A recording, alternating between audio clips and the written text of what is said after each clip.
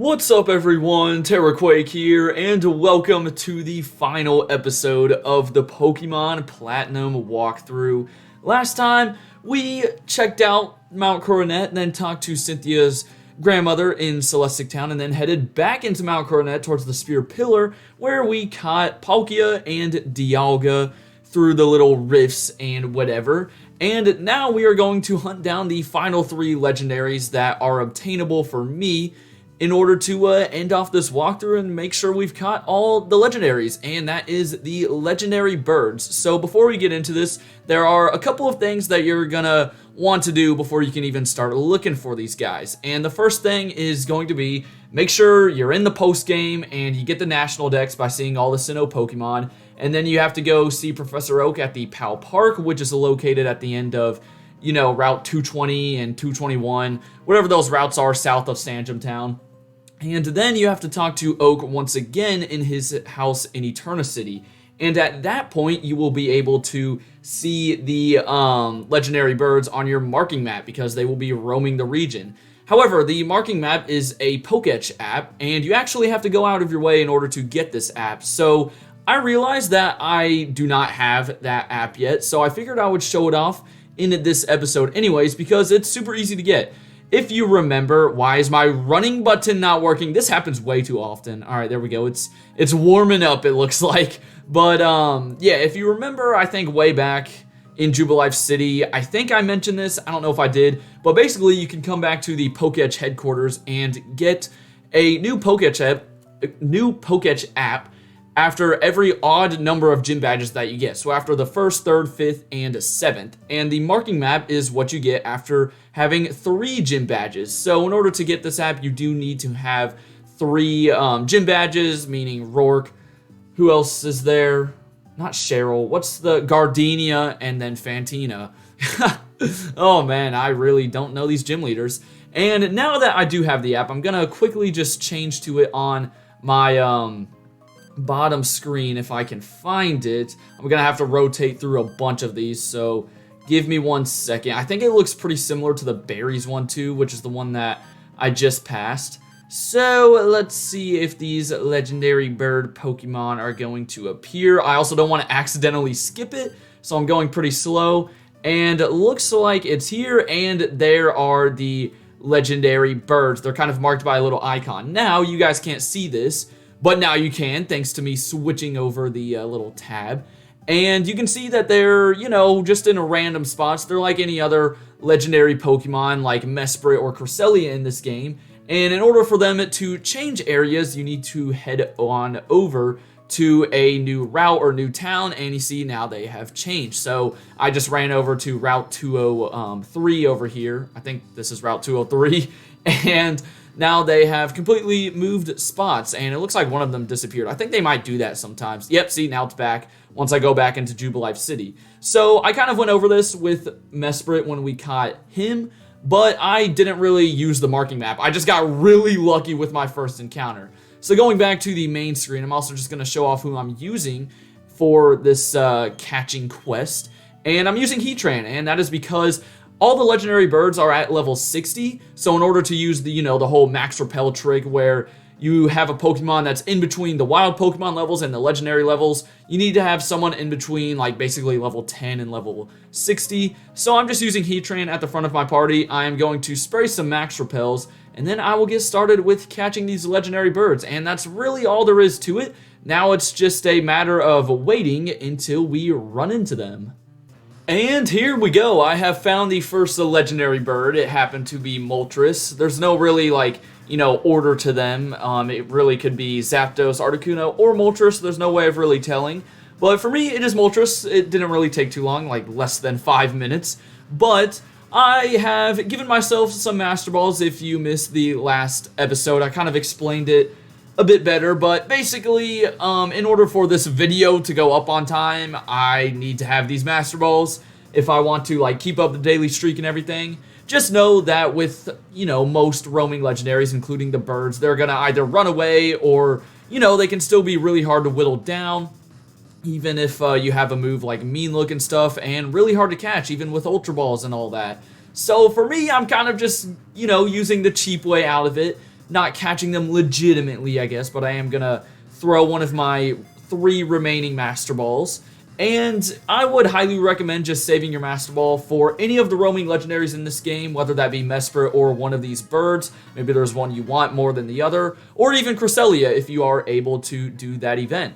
But there we go, we caught Moltres, and I probably won't take a look at them in the PC box until I catch all 3 of them. For now, he is just going to be chilling in box 2, which is my legendary box that I showed off in the last episode. So now it is time to continue our hunt by finding the other 2. Okay, I apparently just get really lucky with roaming legendaries in this playthrough, because not even 30 seconds later, and I have found a Zapdos. So of course I'm going to do the same thing, chuck one of my Master Balls at this thing, and that means we only have Articuno left. But yeah, this is like the complete opposite of when we hunted the roaming legendary dogs in, I think, the Pokemon Silver walkthrough. Those guys took forever, and not gonna lie, not looking forward to them over in the next series, which I'm pretty sure is Pokemon Heart Gold. It's either Heart Gold or Soul Silver. But yeah, there we go. We caught Zapdos.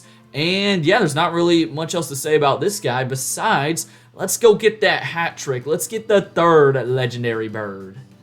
And just a few minutes later, I have found Articuno. So really, this did not take nearly as long as I thought it would. Now, typically, this whole process will take a lot longer if you don't have any Master Balls, if you don't, you know, sort of cheat like I did, because, again, the birds will try and run away, and in order to have a good shot at capturing them, you're going to want to at least put some status effect on them and whittle them down to yellow or red health. But there we go, I caught Articuno, and that does it for all of the legendaries that I can capture in this playthrough, without like trying to hack in some other type of event or something like that, which I guess I could try to do, but I don't really want to do. I'm trying to keep this as just a normal walkthrough where you don't have to like go back in time in order to catch all the mons. So let's open up this PC box and look at the beautiful legendaries that I have in here. Of course, there's one imposter right now, Probopass, who was just filling in for Heatran. And there we go. Here are the legendary birds. As I said, they're all at level 60, and I guess Moltres has Flamethrower, Safeguard, Air Slash, Roost. Zapdos, Charge, Agility, Discharge, and Roost. And then Articuno has Agility, Ice Beam, Reflect, and Roost. So if you actually want to like immediately start using these guys, they have pretty solid movesets, so I would recommend them. And plus, they're legendaries. I mean, they have to be good. But as I said, that's all the legendaries I can do. If you missed it in the last episode, I searched up and found out that I can't do the Cresselia or Darkrai event, or Shaman, or any of those other events, because you need to, you know, get like a Nintendo member card from back in 2009 in order to activate them, which there's no way that's happening. So yeah, these are all the legendaries that I can do, and that means the post-game has come to an end. We've already explored, you know, post-game island, we've gone to a couple of other areas in the region, and that means the walkthrough has come to an end. I mean, we became the champions of the Sinnoh region. The only other thing there'd be for us to do is complete the national decks. And real quickly, I'm going to take this Staravia off the team. That's kind of just been my flying Pokemon, because we should end off the series with our OG team of 6, which of course means Benny the Wormadam has to come back on the squad. Yeah, that's right. We've got Benny here. And yeah, I'm really happy with how this playthrough went and how this team turned out. Really solid team. I thought I used some pretty unique mons like Wormadam and stuff. I really enjoyed using this team. And, you know, it was a ton of fun. Longest series that we've done. And again, as always, I just enjoyed it so much. I love doing these walkthrough videos. Thank you guys so much for all of the kind support throughout the series. And even though one journey's coming to an end, another one is starting tomorrow. At the time I'm recording this video, it is Sunday night, so it'll definitely go up on time. However, I have yet to actually start, you know, preparing for the next series by making the layout for the thumbnail and stuff. So I will probably start doing that tomorrow, but I still should get that done in time. So be on the lookout for part 1 of our next series on Tuesday. It may not go up at the normal noon Eastern time, but it should go up in a relatively decent time.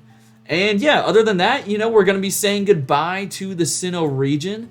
Last time we'll be here until, like, I guess Brilliant Diamond and Shining Pearl. If we, you know, go all that way, we've got tons of games in between that time. Also, real quickly, if you missed like the start of the series, and you're wondering why I didn't play Diamond and Pearl, basically, it's been a long time since I played Platinum, and I just played the BDSP remakes. I also played Pearl a couple years ago over on the main channel for a really terrible walkthrough that you shouldn't go and watch because of how bad of a quality it was. But yeah, so I just decided that I would play Platinum since I haven't played it in so long, and also Pokemon Platinum like fixed a lot of the problems that Diamond and Pearl had, like the whole fire type situation, even though I had Infernape anyways, as well as the speed of the game and all that stuff. So yeah, I decided to play Platinum, but yeah, the next series will be Heart Gold and Soul Silver. I did Pokemon Silver for the Gen 2 walkthrough, which was the second walkthrough that we did on the channel, of course, because we are going in chronological order. And that means I think I'm doing Pokemon Heart Gold. So again, that series should be starting on Tuesday, barring any like obstacles that get in the way. Hopefully nothing like that happens. But for now, I just want to say thank you guys so much for joining me on this walkthrough, and hopefully you stick around for the next series. For now, have a great rest of your day, and until next time, deuces!